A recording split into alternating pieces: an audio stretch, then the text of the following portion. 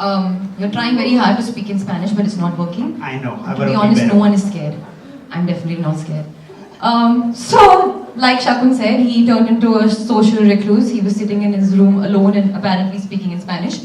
I jumped onto the Narcos bandwagon a little later. You know, I was shooting, and sometimes at the end of the day, you come back home and like you want to watch a show, but you're so tired that your eyes are just like closing. So I was a little late to the party, but suddenly I started feeling really awkward because I was sitting in conversations. People were like, so you know, we want to make this movie and make it like Narcos, you know.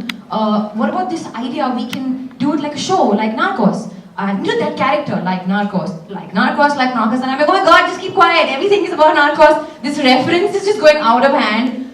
I cannot be like Joey sitting in this room not aware of anything anymore. So eventually I did watch Narcos, and then I understood. It made complete sense what a global phenomenon this show really is. Yeah, absolutely. It's undoubtedly one of the most successful shows in TV history. And today to talk about it and discuss it further, of course, I'm joined by my very dear friend Alia Bhatt. But we also have the godfather of Narcos here with us, the showrunner, Eric Newman.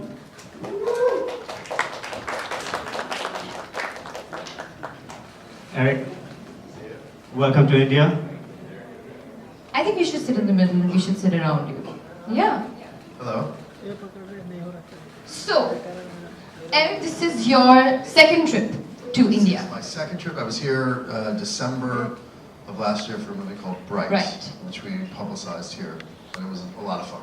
So, how are you liking it? I mean, tell us how was your experience? I love it. I think it's an amazing place. I'm sort of inspired by the diversity in the city. It's a very global city. It seems like someone told me there are 16 different languages spoken here. Is that possible? Is that Probably right? more. More? Yeah. Different dialects. It's Yeah, different amazing. dialects. And the food is spectacular. Oh yeah, you tried the food? Oh yes, of course. I lived for it. I went to a place called Trishna, which I like very much, and I went to a place called Bombay Canteen, which I like great. very much. And what else did I Okay, so you're good on I food. love it. Yeah, I very much so. And I hear you're coming in from Singapore, so Yes. how was it? How did they let you get through immigration? They're really strict about the drug rules. I seriously, and I think that we get searched a little extra. I think because Yeah. they assume that we're in the business. If we were smart, we would be in that business. That's a real business. The entertainment business is nothing compared to the drug business. Yeah. Well, talking about this show, Eric, you had such a long journey with the story, and Netflix especially hasn't just changed the way we watch television, it's changed how we create and how we tell our stories. And you conceived this idea 20 years back as a feature film, and today it makes for 30 hours of one of the most riveting television, and now actually 40 hours. 40? Yeah, 40 hours of one of the most riveting television show we have. Tell us a little bit about your journey with this idea and this huge journey that you had. I first heard stories about the drug war in the mid-90s. Communism had sort of gone away as the enemy that it was for so long, and all of a sudden this thing that had transformed America, called crack cocaine, had sort of taken such a toll, and it was a problem that we had ignored, and there weren't a lot of stories about it. There was sort of the typical Latin American drug lord who would show up in a Jack Ryan movie or maybe a episode of Miami Vice, but it hadn't really been examined. And so I started to develop it as a film. And what I realized about movies versus television is that in a 2-hour format, you can't really get to know a character in a way that you could see him as anything but bad. And the reality is it's much more complex than that. And so the characters that we depict, first Pablo Escobar, then the Cali cartel, and now Felix Gallardo and the Guadalajara cartel, there's a certain complexity that can only be achieved in the longer format. No, I totally agree with you because that was going to be my next question. I love Pablo. Okay? Yes, you're supposed to. It's strange. I want him to be my friend. I wanted him to win. Like, it was strange, and I was sitting in my room thinking, am I crazy? Like, is this wrong? I like the bad guy. But it was not just me, it was everyone. So, how much of that was put down to design? Did you Our goal is always to humanize these characters. You know, the mistake that we make is to think that any of these people are purely monsters. You know, they're not. Like they're empathetic monsters. They have to be. They have to actually show that they are the product of their environment, economic disparity, corruption, the endless appetite for cocaine that America represents. It's not as simple, though I think we'd like it to be, that it is not as simple as a monster sprang forth from their mother's womb. These people were made, and I think the mistake that we make in the world, and certainly in America, is we're always looking for the monster, and as a result, we miss the monster taking shape behind us. Right, I remember especially the last couple of episodes of season 2 when he goes and lives with his father, you know, and he tells him that I want to buy a piece of land next to yours. And it's almost like you stop looking at him as Pablo and you're looking at him as a father and son, you know. And then when he dies in the next episode, you have all these complex emotions you're feeling as an audience, because you don't want to really feel bad about a person who's killed thousands of people, but you do. I wept for days. Yeah, so I want to know is, were there ever conversations in the writer's room about, you know, compromising on show's morality? And you know, we've never shied away from the awful things that he did. You know, we have, you know, Pablo Escobar blew up an airplane and killed, you know, 140 innocent people. He killed countless men, women, and children, and we never shied away from it. Nor did we shy away from the fact that he loved his children, and that he had in his mind, and I think this is true of everyone, we are all heroes or victims in our own story. And if you asked him whether he was a bad person, he would say absolutely not, and he would have an explanation. It would not be an excuse, but it would be certainly an explanation as to why he's not the bad guy. The Americans are the bad guys, or the Colombian government are the bad guys. And to a certain degree, he would be right.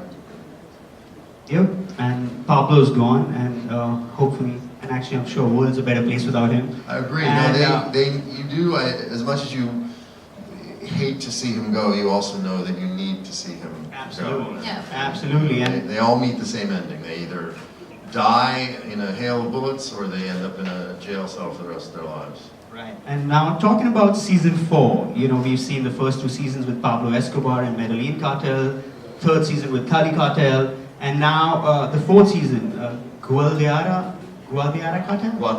Guadalajara Cartel. And take us through, you know, you're taking us back in time, into late 70s, early 80s, and we're going to see the rise of another cartel. So tell us about this decision to take us back into time, and give us a little sneak peek into season 4. Well, the plan was always to take the story, once we've completed the Colombian chapters, we planned to move the show to Mexico. We had perhaps thought we would follow chronologically from 1996 onwards. You know, the drug war in Mexico is still going on today, and it's many of the same players. But what we decided when we started doing the research is we learned it's impossible to tell the story of the drug war in Mexico without telling the story of the Guadalajara cartel and Kiki Camarena. And that period, which was 1980 to 1985, was really the beginning of it. And so to try and jump midstream into it would have done viewers a disservice. At the same time, we felt like this could be seen as a standalone, for sure. It could be the beginning of the Mexican chapter, but it's also Narcos season 4.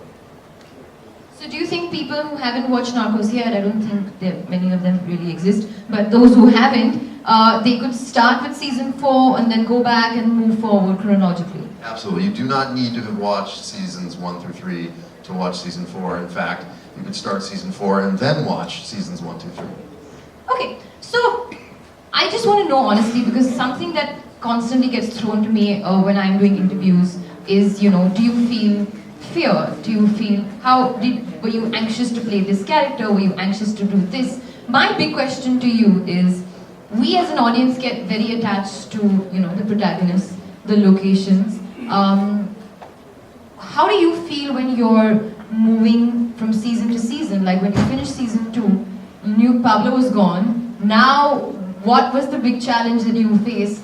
Did you feel that fear that okay, people may not be as invested. Because I remember people going like, oh my god, Pablo's gone now, what's left? And then came the Cali Cartel and they were like, oh my god, it's even better, like, you know. So how do you feel when you're writing the shows and when you're going from season to season? And now it's season 4, it's another big challenge again. It's incredibly stressful. I don't know why I did it to myself in the design where we replace characters and a setting and we take a show that people seem to like very much and then abandon many of the things that they like about it. So it's sort of horrible. But the challenge, what it allows us to do is continue to raise the bar, culminating in, I believe, our best season, which is season 4, which is coming out this week. You think it's your best season? I think so, for sure. I think that, and I'm sensing that people who watch it agree, so it makes me happy. I think that, you know, one of the reasons why we cast Michael Peña and Diego Luna is we had an obligation to make the best, most real, authentic version of the show, and that there's, you know, audience demand. If you ask someone to accept the fact that they're not going to see Wagner Moura anymore, they're not going to see Pedro Pascal anymore, you have to give them something that very quickly, in the first 2 episodes, they say, okay, it's different, but I like it, and there's enough of the same that I feel like it's still Narcos. That's amazing. So I'm really curious to know the fact that you lived with the show and the content for so long, you know, writing, editing, shooting, just creating.